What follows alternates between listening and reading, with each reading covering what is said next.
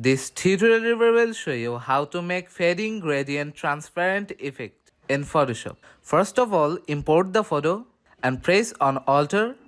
Click on the image layer. Click on mask icon. Now make sure to select the white background here and click on gradient tool and click on the gradient drop down, and from here select the last one. Now click on mode and select normal and take these two options.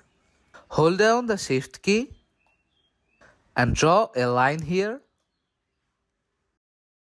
And now click on this icon, solid color. Now select a color for your background and drag this layer and put it below this layer. That's how we can make fading gradient transparent effect. If you find this video helpful, please make sure to subscribe Tutorial River. See you in the next video.